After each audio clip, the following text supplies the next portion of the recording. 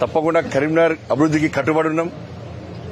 రాజకీయాలకు అతీతంగా ఈ కరీంనగర్ అభివృద్ధి లక్ష్యంగా మేము ముందుకు పోతాం. ప్రతి విమర్శలు కాకుండా రాజకీయ ఎజెండా పక్కబెట్టి అభివృద్ధి లక్ష్యంగా మేము ముందుకు పోతాం. దాంతోపాటు సహకరించినటువంటి మీడియా మిత్రులకు, ఈ ఎన్నికల్లో భాగస్వామ్యమై కష్టపడి పనిచేసినటువంటి అన్ని శాఖల సిబ్బంది, పోలీస్ సిబ్బంది అందరూ కూడా, ప్రతి ఒక్కరు కూడా భారతీయ జనతా పార్టీ తరఫున హృదయపూర్వక కృతజ్ఞతలు. అంటే ఇప్పుడు కాంగ్రెస్ పార్టీ బీఆర్ఎస్ బయటకు రావడం వెనుక బీజేపీ పాత్రే. కాంగ్రెస్ నుంచి బీఆర్ఎస్ బయటకు వచ్చి వాళ్ళ తటస్థంగా వ్యవహరించడం పట్ల బీజేపీ ఏం పాత్ర పోషిస్తుంది? నేను చెప్తున్నా కదా, కార్పొరేటర్లు వాస్తవాలు గ్రహించారు, కానీ వాళ్ళ ఆది నాయకత్వం గ్రహించలేకపోయింది. బీజేపీని అడ్డుకోవడానికి కాంగ్రెస్ పార్టీతో కుమ్మక్కే ప్రయత్నం చేసింది, కుట్రలు చేసింది. కానీ గ్రౌండ్ ఏందని తెలుసు కార్పొరేటర్లకు, ఎందుకంటే గ్రౌండ్ తిరిగేది కార్పొరేటర్లు. ప్రజలు స్థానికంగా కరీంనగర్ లో ప్రజలు ఏమనుకుంటున్నారు, ప్రజల ఆలోచన ఏంది, ప్రజల ఆశీర్వాదం ఎవరికి ఉందని చెప్పి వాళ్ళు గ్రహించారు. కాబట్టి మనం చేయడం తప్పు అని చెప్పి ఇలా బీఆర్ఎస్ పార్టీ కార్పొరేటర్లు నిలదీశారు. వాళ్ళు మీరు అలా అంటున్నారు, కానీ కొన్ని మున్సిపాలిటీల్లో కాంగ్రెస్ బీఆర్ఎస్ రెండు కలిసి జట్టు కట్టి ఇప్పుడు చైర్మన్ వైస్ చైర్మన్ పంచుకున్నారు. వాళ్ళు ఒకటే నన్ను చెప్తున్నారు, ఇద్దరు ఒకటే. కానీ ఇక్కడ సక్సెస్, ఇక్కడ బీఆర్ఎస్ కార్పొరేటర్ గొప్పతనం అంటున్నాను నేను. బీఆర్ఎస్ కార్పొరేటర్ కొంతమంది గొప్పతనం అంటున్నాను నేను. జమ్మిగుంటలో సేమ్ పాలసీ అక్కడ అక్కడ మళ్ళీ ఇండిపెండెంట్ పెట్టి అక్కడ కాంగ్రెస్ బీఆర్ఎస్ మద్దతు ఇచ్చాయి. ఇండిపెండెంట్ చివరికి బయటకు వచ్చిన తర్వాత ఇండిపెండెంట్ బీఆర్ఎస్ కుట్ర అదే అంత చేస్తారు. మేము రాజకీయాలు చేస్తామని చెప్పి ఒక మంత్రి స్పష్టంగా చెప్పడం జరిగింది, ప్రకటన చేయడం జరిగింది. ఏమైంది మీ రాజకీయం అంటున్నా? బండి సంజయ్ రాజకీయం ముందు మీ రాజకీయం ఏమైంది?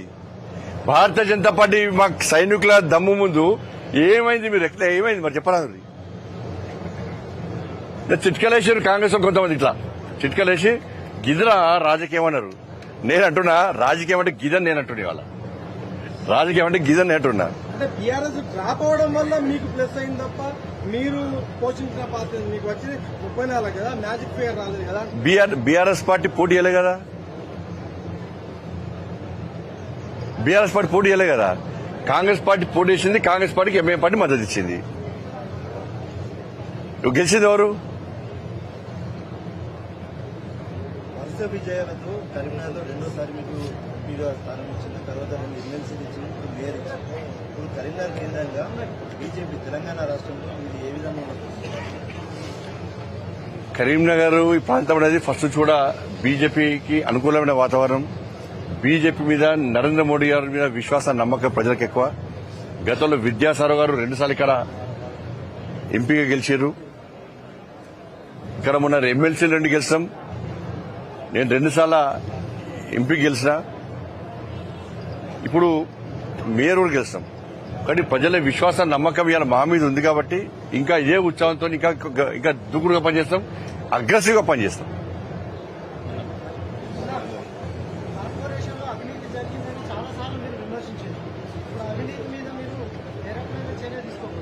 పక్కా ఇప్పుడు దాని మీద మా మేయర్ గారు మాడతారు, డిప్యూటీ మేయర్ మాడతారు. అది కూడా నేనే మాడితే మీరు రేపే అంటారు బండి సంజయ్ వచ్చి ఆజమాయి షరాయిస్తున్నారు అంటారు.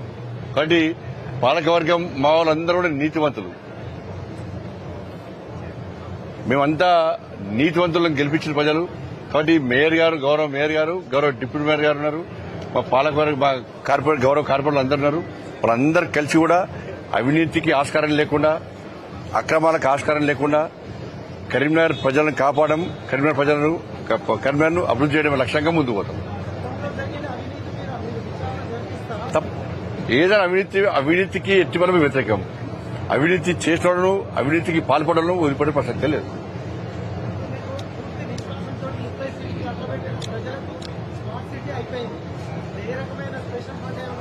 తీసుకొస్తాం పక్కా. మేము అది నమ్మే ప్రజలు మాకు ఓటేశారు, స్మార్ట్ సిటీ తీసుకొచ్చారు. ఇంకా మిగిలిన పనులు కూడా పూర్తి చేస్తాం, నమ్మే ఓటేసినట్టు ఆ స్థాయిలో పనిచేస్తాం,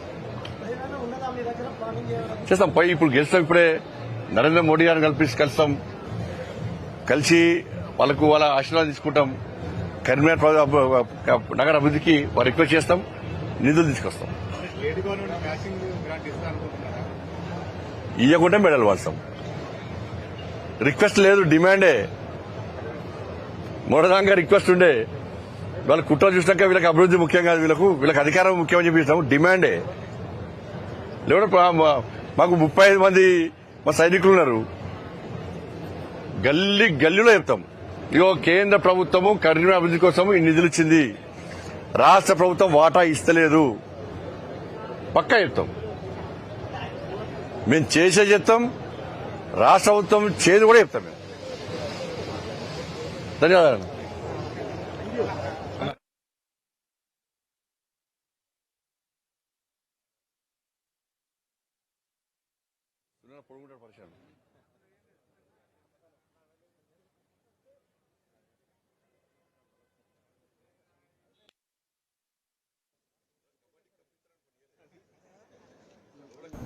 నేను ముందుగా ఒక మధ్యతరగతి రైతు కుటుంబం నుంచి రావడం జరిగింది. ఒక సామాన్య కార్యకర్తను భారతీయ జనతా పార్టీలో మాత్రమే గుర్తించడం జరుగుతుంది. ఈ రోజు నన్ను గుర్తించినందుకు ఇది కార్యకర్తల అందరి విజయం.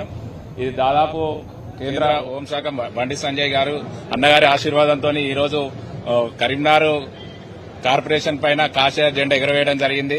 మేయర్ గా ఈ రోజు ఎన్నుకోవడం జరిగింది వారి ఆశీర్వాదంతో.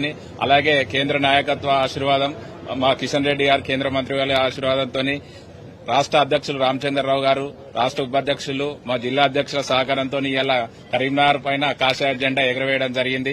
ఎన్నో సంవత్సరాల నుంచి కార్యకర్తల కళను ఇలా నెరవేర్చడం జరిగింది. గతంలో స్మార్ట్ సిటీ కింద నిధులు తీసుకురావడం వల్ల అభివృద్ది జరిగింది. ఆ అభివృద్దిని చూసి బండి సంజయ్ అన్న గారి ఆధ్వర్యంలో ఇంతమంది కార్పొరేటర్లను గెలిచి ఇలా కరీంనగర్ కార్పొరేషన్ కైవసం చేసుకోవడం జరిగింది. దీన్ని సహకరించిన కరీంనగర్ నగర ప్రజలందరికీ ధన్యవాదాలు తెలియజేస్తున్నాను. అలాగే దీనికి కష్టపడ్డ కార్యకర్తలందరికీ మరొకసారి ధన్యవాదాలు తెలియజేస్తున్నాను. జై హింద్, జై శ్రీరామ్.